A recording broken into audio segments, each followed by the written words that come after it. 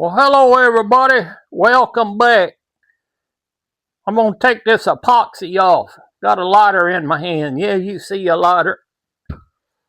You can put just a little bit of heat to this epoxy. You don't want to put a whole lot because you don't want to damage the rod or the blank, whatever you prefer to call it.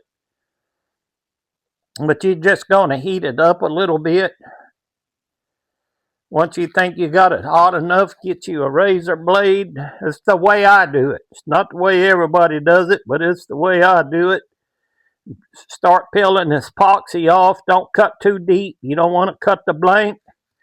When you got you a good start on your string here on the thread,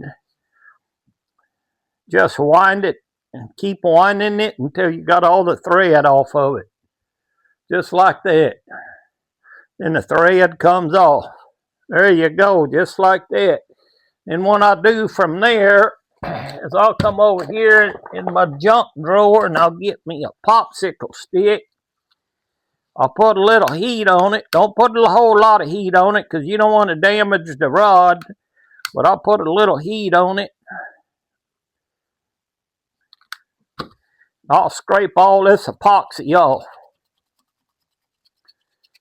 No, I didn't do that. That was already there. Got a bunch of nicks in this rod. I'm going to redo this whole rod for a man.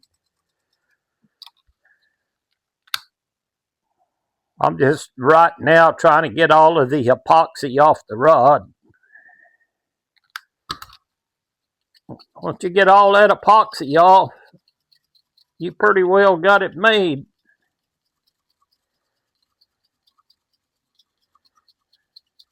So rod's been pretty beat up for a while. It looks like it's got a bunch of nicks.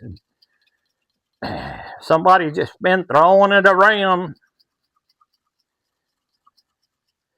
Now all that epoxy's gone. Hey, thank y'all for tuning in. Short video, Wayneo's Rod House. Thank you, all you good looking people out there. I appreciate it. Till the next one, go fishing and happy RVing. I'll see you on the next one.